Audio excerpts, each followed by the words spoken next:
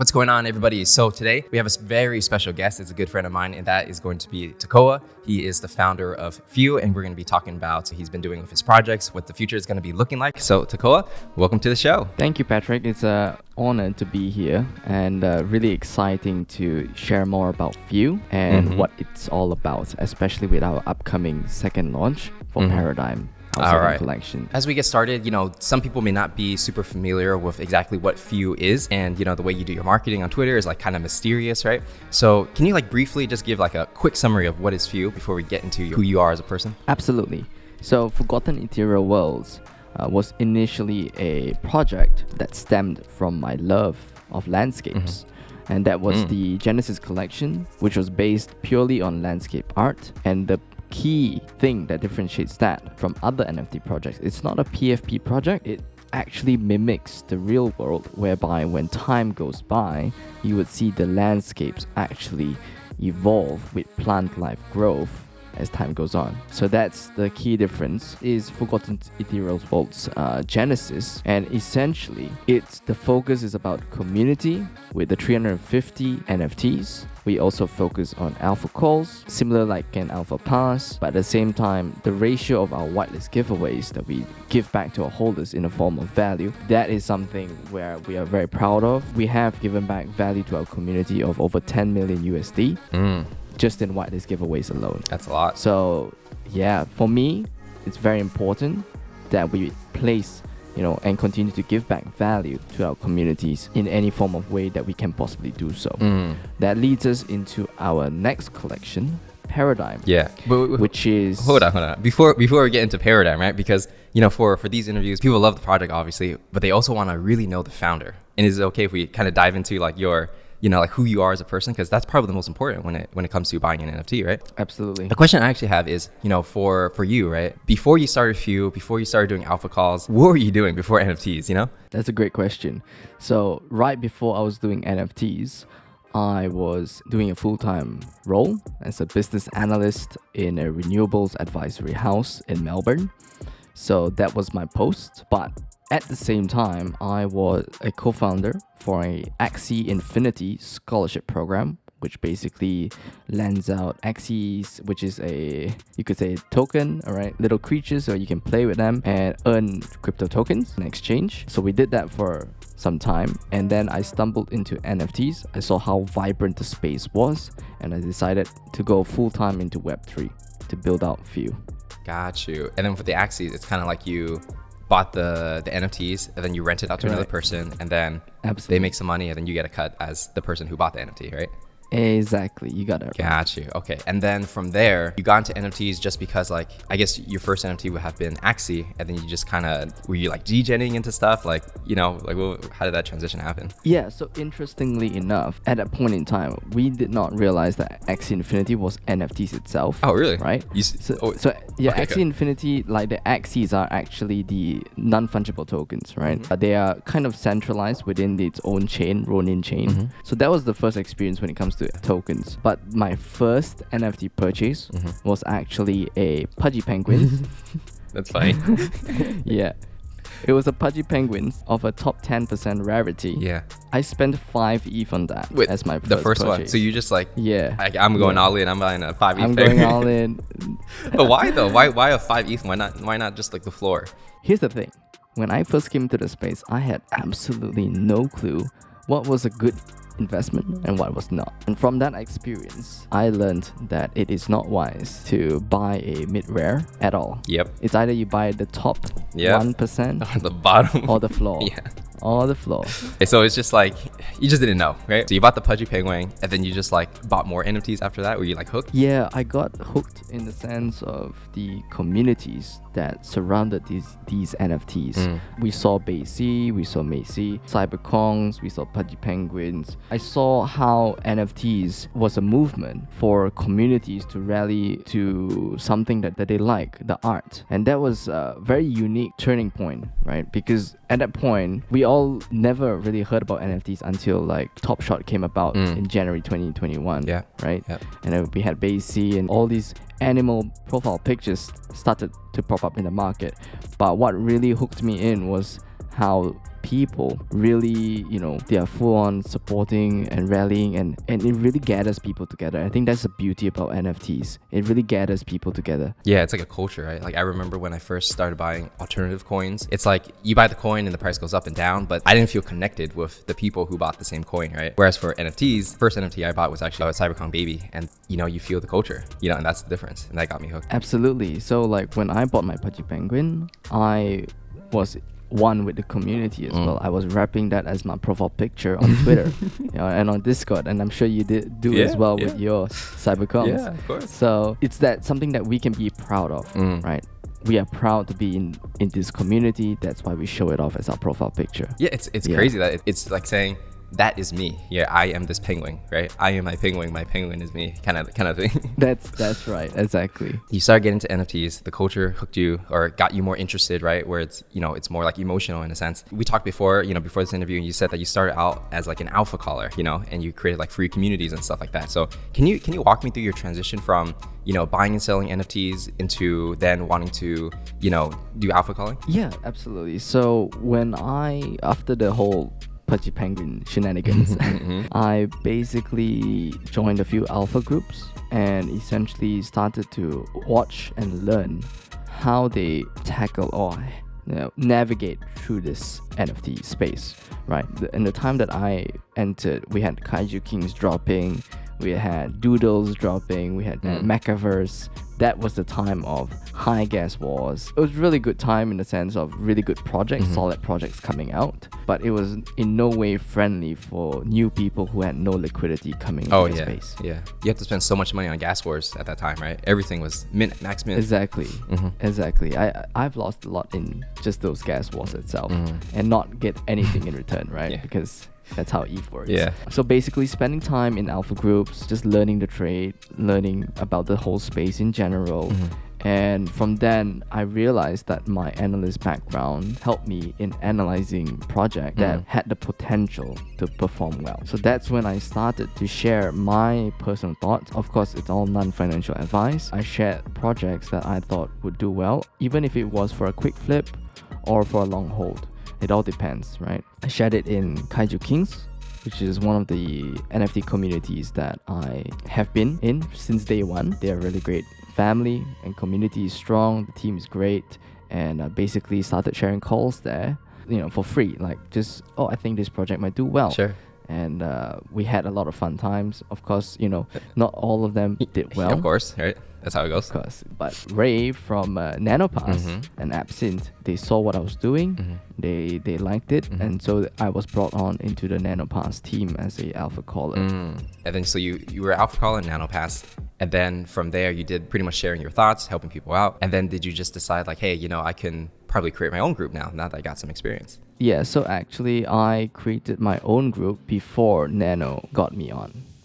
Yeah, it was called Fishing P. It was a closed alpha Discord, and only people that entered in could get access to my calls and such. And they were just your friends at the time? They were just my friends at the time. It was just a couple of guys just DJing into stuff, right? Late nights. But that was when people started to take notice, and sooner or later I just kind of freeballed, into something bigger than what I initially thought it would be. Started to gain traction on Twitter, and that's how I eventually merged my fishing pier into my NFT project called Few. I see. So was it just like you had, fishing pier, and you just like, hey, you know what, let's turn this into like a real project, and then you're like, okay, I'm doing a new project now, and then you change the name and everything like that? Is that how it works? So actually I started Forgotten Ethereal World separately from Fishing Pier. Okay. But I realized that my attention was divided, and I wanted to focus more attention into building Few.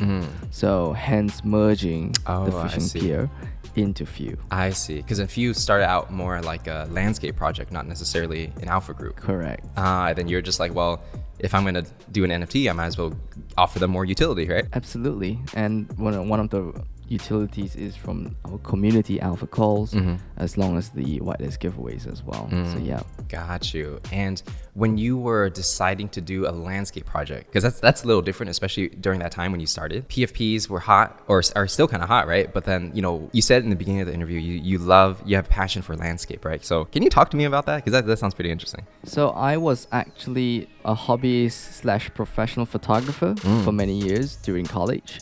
And essentially, I used to take portraits of events, real estate, graduations, weddings.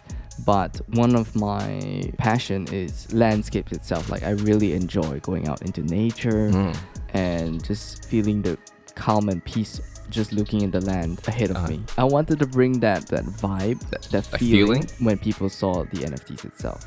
And that's why I did a landscape project. That's interesting. So it's really like an extension of your personal interest, which I think is pretty cool, right? Because that makes it different versus, doing like the angry beavers or whatever. That's the thing, Patrick. During that season, all that was launching were projects of PFPs, profile pictures, and all of them were derivatives of one another. There was no innovation. There was no clear separation of high quality project or a project that was well thought out, a lot of thought put into it, but rather it was just a copy and paste of each and every project.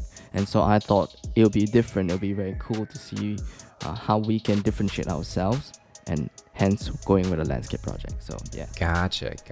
When it comes to like PFPs, right, one of the advantages I see is that when people buy it, they can change their picture profile. And so in a way, that person is almost like an advertisement for that PFP.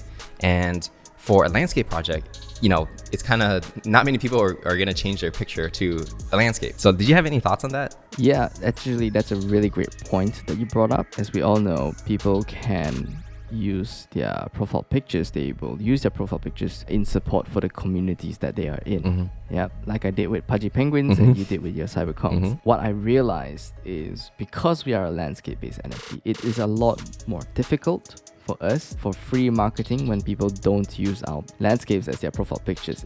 They would be like, what is this? Yeah, what is this cactus? Profile picture. Exactly. So we're definitely pushing the boundaries of what NFT projects should be, because we have seen every project so far, it's a PFP. And I get it, because it helps rally people together in communities for the art, and they can rep that to represent themselves, right? And they see the NFT, they see themselves in that. And that's what I think Azuki did well. But for us, we have to push the boundaries and lean towards banner art. No, that definitely is a good point, right? Because if everyone has a picture profile, everybody also needs a banner, right? Exactly.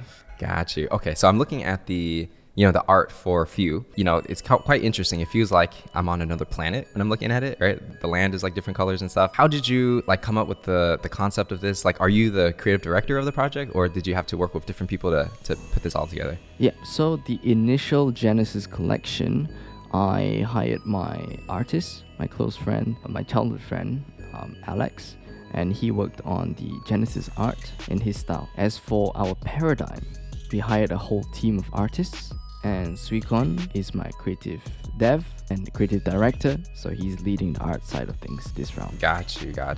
And then, like, how did they decide like the look and feel of it? Were you just like, hey, I want to make this look like we're on Mars or something? Yes. So essentially, we first come up with different themes of the worlds that we are looking for, like different colors, and we try our best to identify what should be in each world. So native plants to that world, different plants for different types of worlds. Yeah, and then going based on that for the Genesis. Yes. Oh, I see. So these would be different worlds, essentially, right? Like each setting. Correct. Ah, okay. So actually, it takes a lot more like brain power. It does. Because it's not like random. Like when someone's looking at it, right? They're gonna be like, oh, there's like trees here, a mountain here. But actually, each place is like its own universe in a sense, or own planet. Essentially, yes, that's correct. So for Paradigm, I would like to say that our art, I know we have not released any sneak peeks as of now, but Patrick, you have seen some. Those are completely generated by code. Those are not layered at all. It's all generated by our engine, which we have built and spent 3 months making. Each and every NFT in Paradigm will be unique and different. Gotcha. And just so everyone watching, Paradigm is the second collection. So he's saying that the second collection, it's algorithmically created. Is that fair to Yes, say? correct. You can say so. How does one go about creating that? Do you just have to like build a custom thing and Yes. put all the assets together and create all the rules? Like, Yes. because I'm not like a professional when it comes to like this kind of art. Yeah, so we have to set parameters. We have to distinguish certain traits, what can appear, what cannot appear, based on certain conditions, and essentially, generate that with the textures, distance, but whether there will be hills, mountains at the back, plant life, the sky, all of that would be generated by the engine. Got you. And it's all in 3D. Okay, so the whole thing is in 3D. So it's not like, well, you export it as an image, right? But then it's also like a 3D environment that... Correct. Hence, it is actually Metaverse ready. Interesting. Well, first, before we get into the Metaverse part, which is quite interesting to me, how difficult is it to create something like this? Is it like, can anyone put together a team and be like, all right, we're going to, randomly like put all these things together and the machine will spit it out? Or is it like a lot harder than people think? I think it's a lot harder than what people think. It took us a lot of trial and error, months of working at it. Also, even if you do work at it, it takes a vision to basically develop it from the ground up, because you can have an idea of what you generally want, but to actually build it from the ground up in exact detail of how you would envision a land and then have it generate into infinitely as many NFTs as you want through that engine is not an easy feat. So pretty difficult. All right, moving into the second project. You said it's Metaverse ready. You told me a lot of things behind the scenes, but what can you share with people with what can they expect from phase 2 of this? Absolutely, yeah. I would love to share about our play to see. So play to collect, exploration. All right. Yeah, Forgotten Ethereal Worlds, one of our mission and goals is to be the bridge between Web 2 and Web 3 with a focus on interoperability. Okay, what does that word mean? Sounds like a big word. Yes, interoperability means having seamless integration across different systems, or you could say in this case, different NFT projects.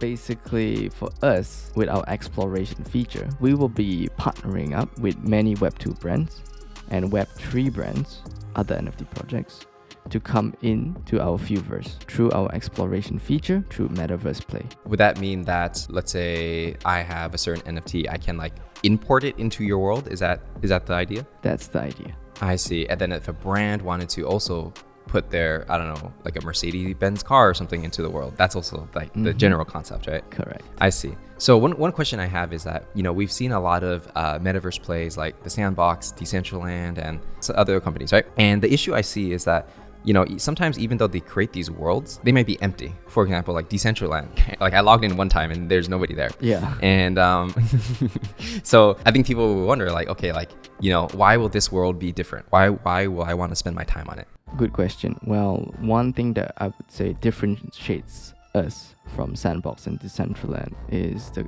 active community behind Few. There is no point in launching a metaverse if you do not have a player base to play the game or to play in the metaverse. That's why, for Yuga, they also are creating their own metaverse, but it's possible.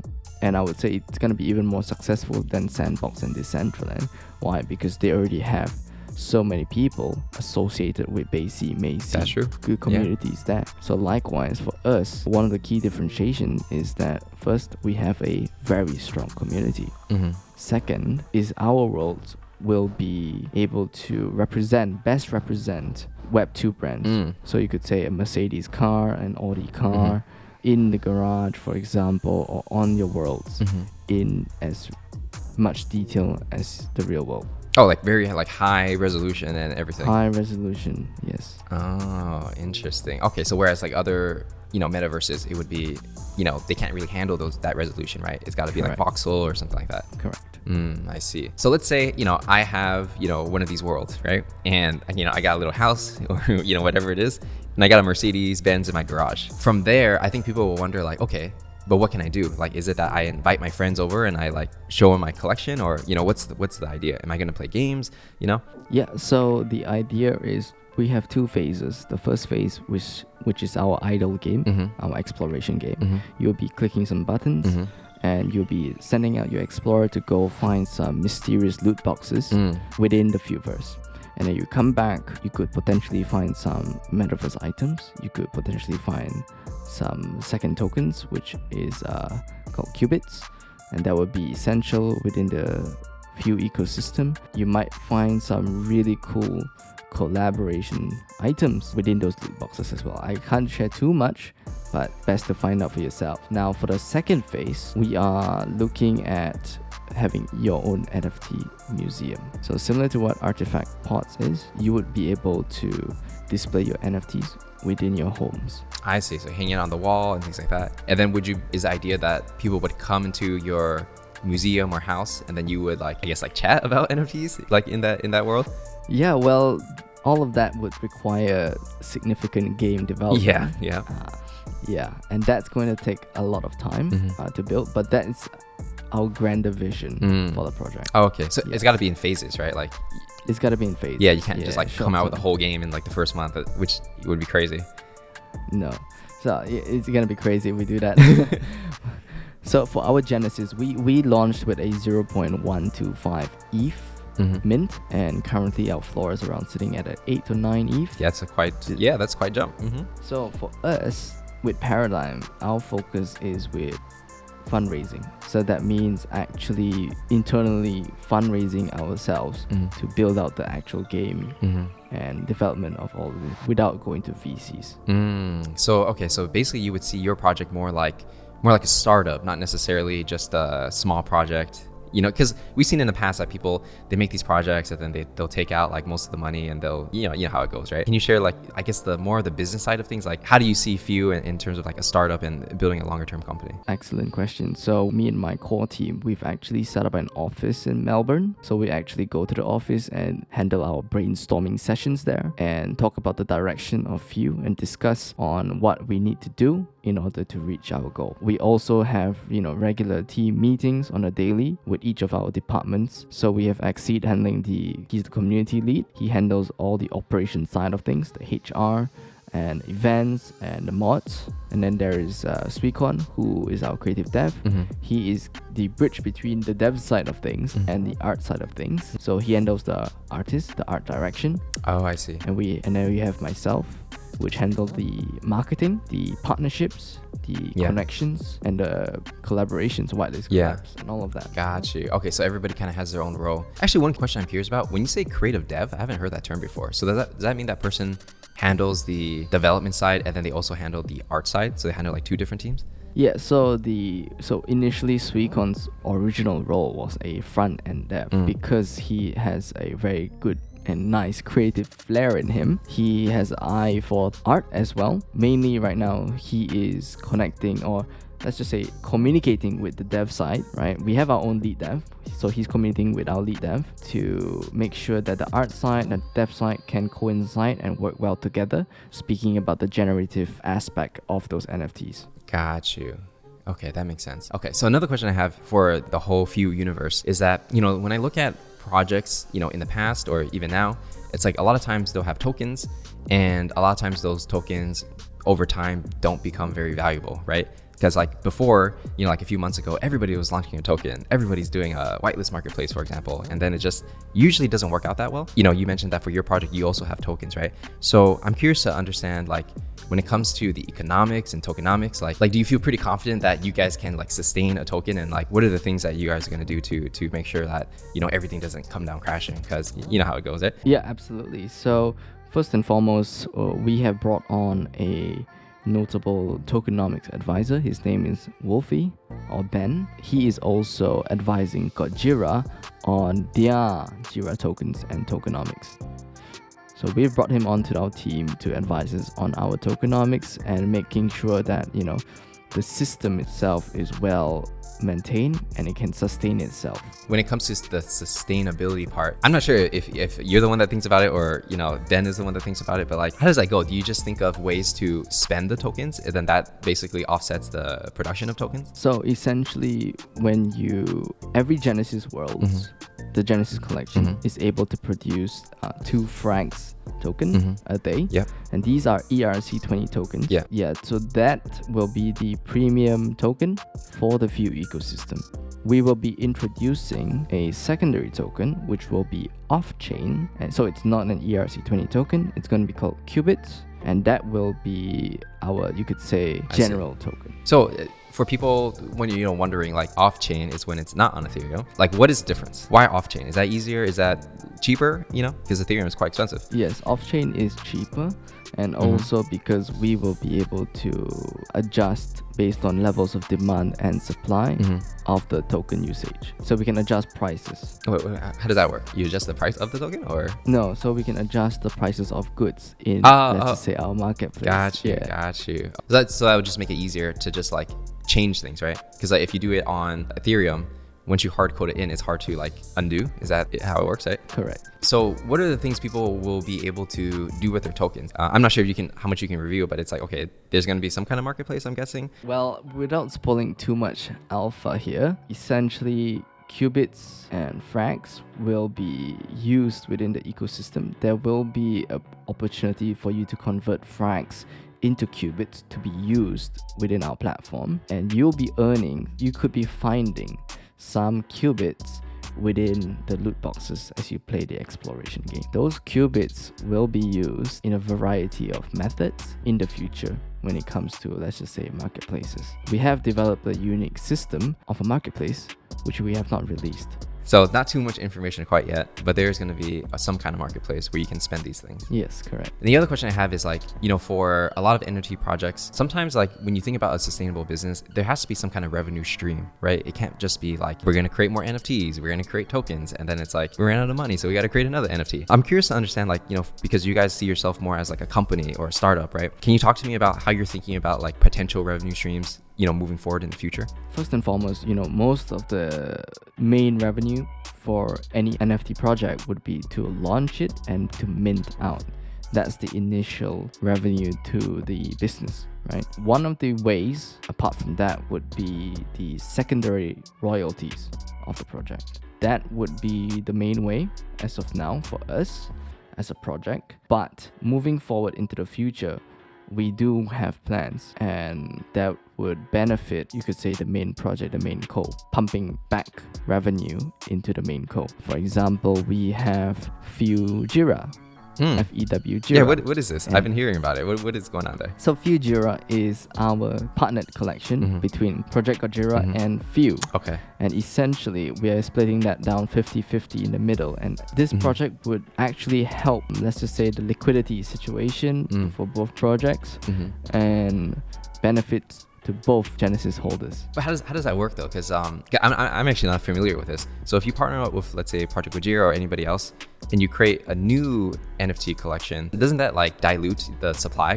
Because you both have to increase supply to create this new thing, right? Yes. So Fewjira would have its own set of utilities, but personally, I think dilution is actually a good thing. Okay. Why? Because it gets people into your ecosystem and get associated with your brand because they can't afford the Genesis. So now they can afford it through a lower price.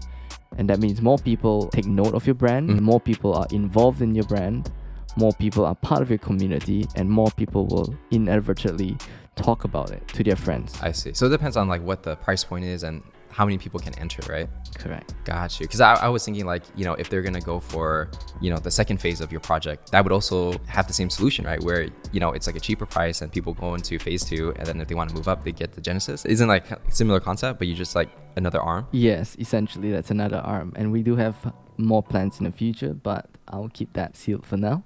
Okay. Fair enough. Okay, I'm sure there's a reason if you're going to be doing it. I'm just curious as well. Yeah, no worries. You said before you kind of want like brands to be in your world. Yeah, can you share with me anything about like those kind of plans? Like how you think about that? Yeah, sure. So we actually have locked in a couple of Web2 partnerships, which I can't share right now, but in due time, you would know and see that information being released on Twitter. Because second collection isn't out yet, you have the first one. How do you convince these brands to want to jump on board when the world is, yet to be created? Good question. So one of the ways that we pitch or at least share our project to them is the potential and the vision. A lot of these brands, what they really want is marketing exposure. They want to be known that they are stepping into Web3 or the NFT space or being part into the metaverse, for example. That's why they go into sandbox. They buy land, Yeah. but there's no use for that. Yeah, exactly. So it's just branding for them, like for now at least. At least for now it is. But the end goal was to, at the same time, have our community, which is very active, be a part and collect these Web2 brands that they feel associated with. I see. So if the collectible is like actually good and maybe it will be worth something, then it might be worth it to have that kind of NFT, right? Yes, correct. I see. And for these brands, it might even be their first, like dipping their toe into NFT. So it might even be their first NFT ever. Holders have opportunity to get that. Absolutely. That's correct. I see. I can see how that can be a revenue source, right? Where brands would want to basically ask for you for advice and how to actually exactly get into the space. Yeah, I have had a couple of conversations with Web2 brands that are looking to come into the space, but they are all unsure of how to do so, especially if you do not have people that are already in the Web3 space. Like on their team, right? Yeah, it's very difficult for them. And with all the legal complexities as well, for them as a global brand, for example, coming in will take a lot of hurdles and steps to resolve to step in. It takes a very long time for them to do so. I would imagine. Yeah, if they're a big global brand, they go into NFT spaces, and if they mess up, it looks pretty bad, right? Exactly. I It's see. all about brand reputation for them. Okay, got you. So you're bringing on these brands, you're creating this world, people are going to have fun, and you're going to have these games. I would say it's pretty interesting, definitely an interesting project. So when it comes to the future of what you want Few to look like, when we're thinking, let's say like 5 years from now, for example, like what is the grand vision? The grand vision for Few is the same, which is continuing to be the bridge for Web2 and Web3, connecting those two. We are the bridge with a focus on interoperability. So when I say that, I'm talking about us banding together strong Web3 IPs in this space, supporting one another. So just to give you some alpha, we have partnered up with Karafuru, we have partnered up with Llamaverse, Godjira, and many other projects that are looking to stay here in this space for the long term and to continue to build. And that means supporting one another in as many ways as we can, because if we support each other, there's a less likelihood that each of us are going to Disappear. Yes. Yeah. That's the thing. Yeah. And do you feel like, during this time in the NFT space, because we're actually quite early, do you feel like it's almost like, back in the days when social media came out, there were brands or companies that would be like, hey, you should be on Facebook. You should be advertising on Facebook. They're like, what's Facebook? Do you feel like it's kind of like that, but, more Web3? Yes, I do think it's like that to a certain extent.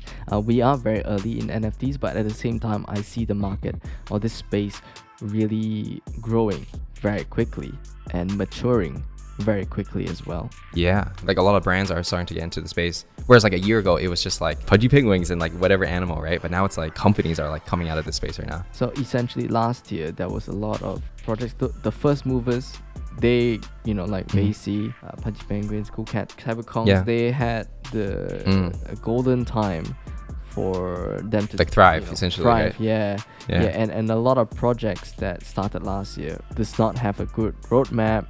They don't have utility. They were able to sell out and do well, like be okay for the few months. But now what I've noticed is that as the space evolves, we as people, our minimum requirement of what is known to be a good project has increased. We demand a lot more. Yeah, people actually like want you to work, not just sell a picture of an animal. Yeah, exactly. It's any project that's looking to launch now. They can't just, okay, here's a nice PFP, that's it, for charity, that's it. No. Yeah. Now people will ask, what's the utility behind it? Yeah.